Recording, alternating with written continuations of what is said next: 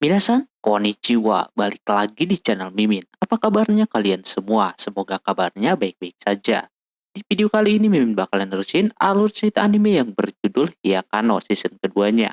Buat kalian yang belum nonton episode sebelumnya disarankan untuk menonton terlebih dahulu, linknya ada di deskripsi video ini. Oke, tanpa berlama-lama lagi langsung saja ke video intinya. Audio Jungle. Anime dilanjutkan kembali. Terlihat ada beberapa orang yang sedang melihat kayak lamaran cuaca dan yang akan terjadi dengan Jepang.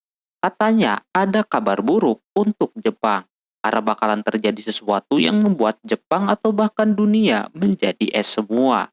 Shirentaro pun melihat berita tersebut sehingga keesokan harinya ketika pada ngumpul, Shirentaro kayak masih kepikiran sama berita yang dia baca. Dia takut Jepang tiba-tiba menjadi es, kayak yang diprediksikan. Namun Kusuri merasa dia diem itu karena rambutnya masih botak. Dia selama ini menggunakan wig dan menggunakan alis palsu. Nah, si Hahari mempunyai ide untuk menata rambut mereka biar tambah cantik lagi gitu kan. Dia akan menggunakan jasa si Meido-san untuk memotong rambut mereka. Akhirnya pada mau dengan mata tertutup saja si Meido berhasil membuat para wanita ini tampil berbeda.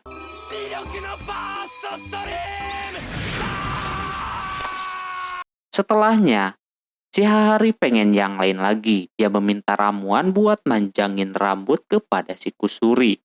Dia kasihlah ramuan tersebut, namun sama si Hahari langsung diminum yang otomatis rambutnya mulai bereaksi dan menutupi dirinya sendiri layaknya kepompong. Seketika pada kaget soalnya itu rambut menyerang orang-orang yang ada di situ. Meido yang mau nolongin dipotong sama si Rentaro yang membuatnya terkilir kakinya. Kusuri mengajak yang lain buat kabur dari sana. Setelah selesai berhasil masuk semua, mereka mempertanyakan ramuan apa sebenarnya yang diberikan si Kusuri. Katanya itu bukan ramuan penumbuh rambut biasa. Ada seperti rambutnya yang bisa mengendalikan otak si Hahari. Jadi Hahari bakalan dikendalikan sama rambutnya tersebut. Si Hahari merasa kalau Hahari bakalan melakukan tentakel cinta gitu. Tak lama kemudian rambut itu pun mulai masuk dan berhasil mengenai si Kurumi yang mau terjatuh. Dikira cuma nolongin doang, ternyata benar melakukan tentakel cinta. Yang lainnya langsung berlari di lorong sekolah yang bikin wakil kepala sekolah siap menyerangnya, tapi terhalang sama rambut. Di sana Hakari berhasil ketangkep. Mau mencoba untuk ditolongin sama si Akane kagak bisa. Katanya tangannya sakit, alhasil jadi tentakel cinta juga. Sisanya mau berniat untuk keluar dan kabur dari tempat itu. Pas keluar dari sekolahan di luar sana banyak sekali yang sudah tertangkap. Mereka langsung menuju ke parkiran. Untungnya mobilnya masih aman-aman aja, tapi yang belakang duduknya terlalu berdempetan saking kagak muatnya. Ketika mau jalan, mobilnya tersebut jalan di tempat. Ternyata ada rambutnya si Hahari yang menahan mobilnya itu. Sama si Iku dan Akane coba buat didorong mobilnya dengan sekuat tenaga. Yang pada akhirnya berhasil terbebas dari rambutnya si Hahari. Lalu dia meminta stick baseball kepada si Iku. Lalu Iku dihajar biar kembali ke mobil. Sementara Akane Auto kagak selamat di situ. Semuanya belum usai. Mereka yang mau keluar dihalangin sama rambutnya Hahari. Untungnya ada si Iku yang menjadi umpannya sehingga mereka bisa lolos. Di perjalanan rambut tersebut masih terus mengikuti Rentaro dan yang lainnya. Sampai-sampai rambut itu menyerang kota tersebut. Rentaro menanyakan tujuan mereka kemana selanjutnya. Meido mempunyai rencana pergi ke gedung teratas. Karena rambut itu terus mengikutinya, jadi Rentaro, Mimi, sama Eaisan diturunkan. Sementara Meido dan Shizuka mengalihkan perhatian rambutnya tersebut. Menggunakan ramuan yang diminum Shizuka biar jadi cosplay hewan gitu. Hahari biasanya suka sama begituan. Sementara ketiga orang itu naik ke atas gedung yang tinggi. Di sana Rentaro melihat perkotaan udah kayak banjir gitu. Jalanan kayak terendam, bukan terendam sama air melainkan sama rambut. Dia kepikiran sama berita yang ia baca kemarin. Sementara juga ada reporter yang lagi melaporkan keadaan saat ini. Ketika lagi ngelaporin langsung dibuat tentakel cinta yang langsung kagak bisa kemana-mana. By the way, kameranya dapat banyak banget. Rentaro menanyakan tujuannya saat ini gimana gitu kan. Nampak masih belum tahu, sementara rambutnya itu mulai menyerang mereka lagi. Sudah saatnya si Aisan dan Mimimi yang akan melindungi si Rentaro. Mereka membawa pisau dan juga sisir untuk melawan rambutnya Hahari. Dengan adanya mereka berdua, Rentaro berasa kagak berguna banget. Harusnya dia yang melindungi wanita-wanita itu. Tapi karena kakinya lagi sakit, dia kagak bisa ngapa-ngapain sampai pada akhirnya si Aisan dan Mimimi tertangkap juga.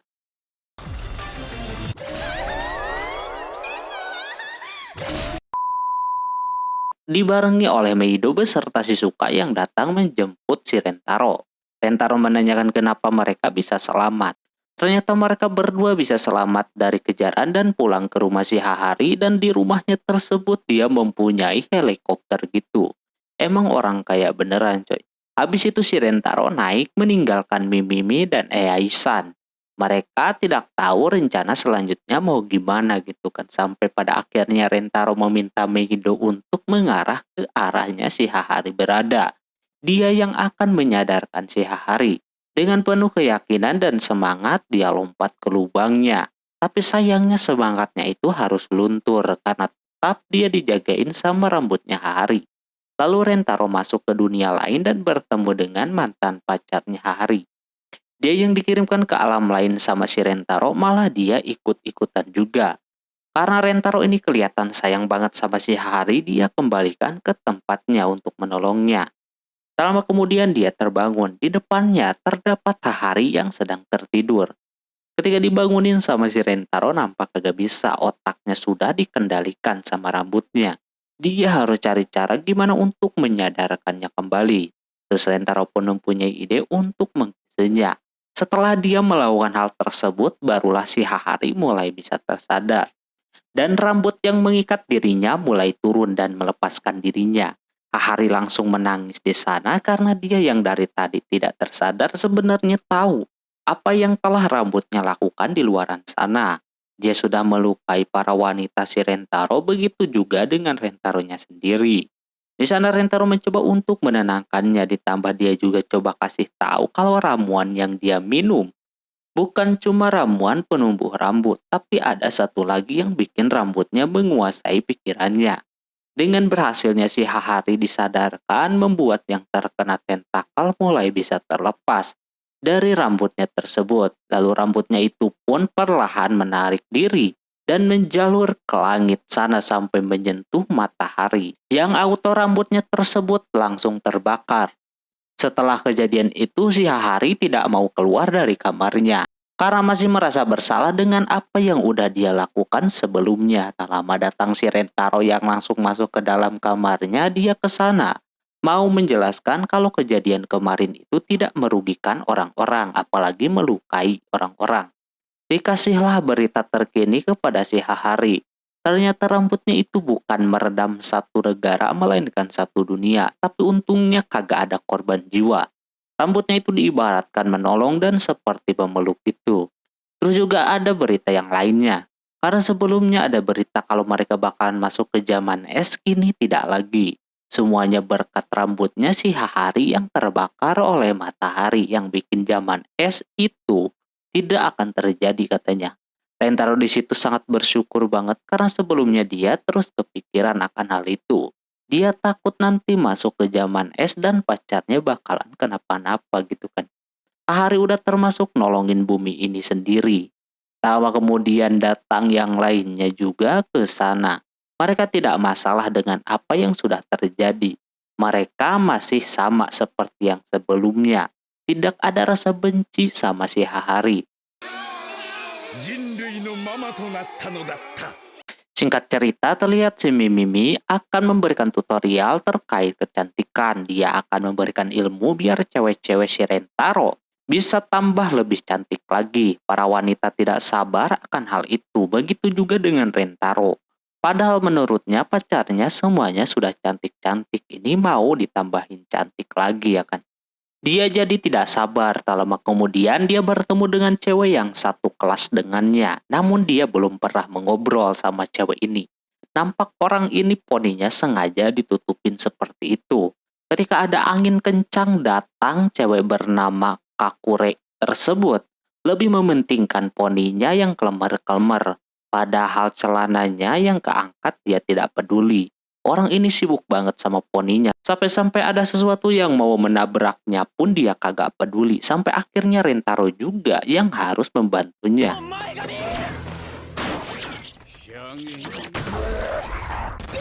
Untung saja dia tidak kena.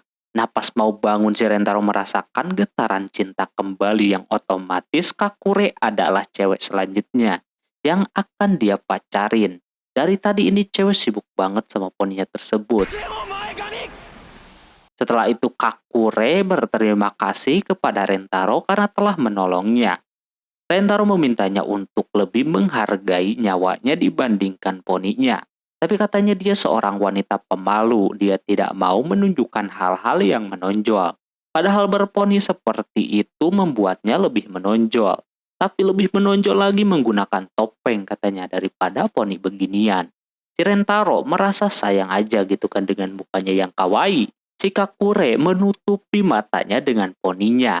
Mendengar pujiannya membuat si Kakure langsung menghilang.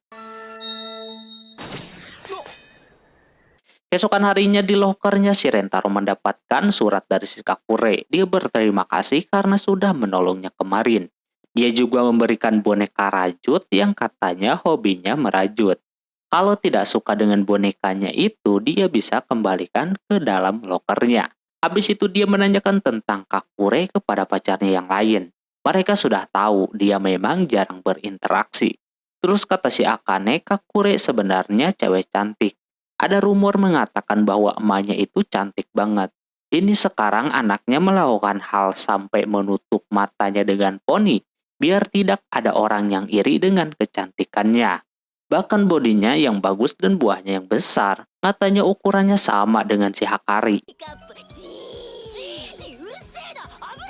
Rentaro merasa dia sudah salah bilang kawaii kepadanya. Mungkin si Kakure melakukan hal tersebut supaya tidak bikin orang-orang ngiri sama kecantikan aslinya. Terus dia mencoba mencari si Kakure, tapi pas dia mau menyapanya, si Kakure malah menghilang mulu anjir kayak ninja. Karena dia udah tahu triknya, dia pun tidak memanggilnya terlebih dahulu. Dia mendekati orangnya dulu, barulah dia tidak menghilang lagi. Di situ dia meminta maaf kemarin udah bilang kawaii kepadanya, padahal si Kakure mencoba untuk tidak menonjol di hadapannya. Tapi si Kakure merasa si Rentaro tidak salah sama sekali. Lalu si Kakure ini mau mengatakan sesuatu kepada si Rentaro bahwa dirinya suka dengan Rentaro. Dengan dia yang ngomong seperti itu langsung membuatnya malu dan menghilang kembali. Kali ini dia berada di dalam sana, entah masuknya kapan. Katanya dia menggunakan trik itu. Entah yang dimaksudkan triknya itu apa, aku tidak mengerti. Yang pasti dia melakukan hal itu dibarengi dengan boneka rajut. Yang orang-orang pasti fokusnya sama bonekanya, tidak dengan orangnya. Dia juga menjelaskan bahwa dirinya seorang pemalu.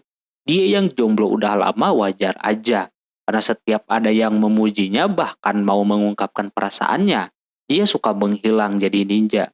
Terus juga sekalian saja si Rentaro menerima tembakan si Kakure tadi. Dia memuji si Kakure lagi dengan poni seperti itu.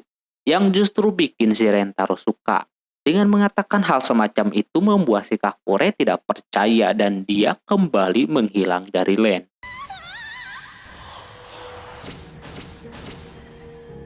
Narasinya mengatakan kalau si Rentaro telah kehilangan satu pacarnya yang otomatis animenya tamat. Tapi dia tidak bakalan membuat hal itu terjadi. Dia gerak cepat mencari keberadaan si Kakure. Namun apa daya setelah dia cari-cari orangnya kagak ada. Padahal sepatunya masih ada di loker. Dia berpikir kemungkinan si Kakure bersembunyi di mana dia bisa melihat si Rentaro. Tapi dia tidak bisa melihat si Kakure. Dia merasa Kakure bersembunyi di belakangnya dan jawabannya sangat tepat. Dia berada di belakangnya, namun hilangnya cukup cepat yang bikin Rentaro pengen adu mekanik. Karena belum juga dia melakukan hal yang sama kembali sampai pada akhirnya karena terus-menerus menghilang. Si Kakure pasti bakalan kecapean. Dia ketahuan sembunyi di balik gorden. Sama si Rentaro disamperin ke sana, dia sudah yakin kalau si Kakure tidak bakalan kuat. Kalau terus-terusan menghilang, Kakure sudah menunjukkan kekurangan dia yang selalu menghilang seperti itu. Tapi si Rentaro tidak mempermasalahkan akan hal itu, lalu tak lama terdengar ada yang robek. Ternyata dia bukan cuma menyembunyikan parasnya saja, melainkan yang lainnya juga yang tidak ngotak ukurannya. Dia yang malu, langsung menghilang lagi. Itu berarti lebih besar daripada si Hakari. Keesokan harinya Rentaro memperkenalkan Kakure sebagai pacar barunya kepada yang lain. Tapi orangnya juga kagak ada dan sembunyi di belakangnya. Dia memperkenalkan dirinya, dia cewek pemalu dan juga dia suka merajut. Baru bergabung sama Rentaro Family, dia memberikan boneka rajutnya kepada yang lain. Mereka senang dikasih begituan dan memuji keterampilan si Kakure. Karena dia tidak kuat dipuji, Kakure pun langsung menghilang. Terus si Rentaro punya ide, karena Kakure jago ngumpet, dia ngajakin main petak umpet. Dia yang akan jaga. Orang yang terakhir yang ketemu dialah pemenangnya. Lalu Hahari menambahkan hadiahnya kalau yang menang akan dapat ciplokan dari si Rentaro. Mereka boleh ngumpet di mana saja asalkan jangan di toilet, loker, sama ruang guru. Tak lama petak umpet pun dimulai. Setelah beberapa menit saatnya Rentaro mencari mereka, terlihat di lorong sana ada Meido sama si Iku. Meido ngumpet di sana karena disuruh buat kerja keras. Meido salah mengartikan kerja keras yang dimaksud. Dia ngumpet malah nyarinya yang menggunakan tenaga. Nah, di sana ada wakil kepala sekolah yang lagi nyari sesuatu katanya. Tapi tubuhnya tidak terbiasa, seperti berat gitu katanya. Lalu Rentaro pergi ke tempat barang-barang olahraga. Di dalamnya terdapat Akane dan Hakari yang lagi ngeributin tempat persembunyian. Ketika Rentaro datang, terpaksa mereka bersembunyi di balik satu barang yang bikin posisinya aneh banget. Kedua kaki Hakari nempel di pipinya si Akane yang bikin dia jadi geli. Karena saking gagak kuatnya mereka pun langsung keluar.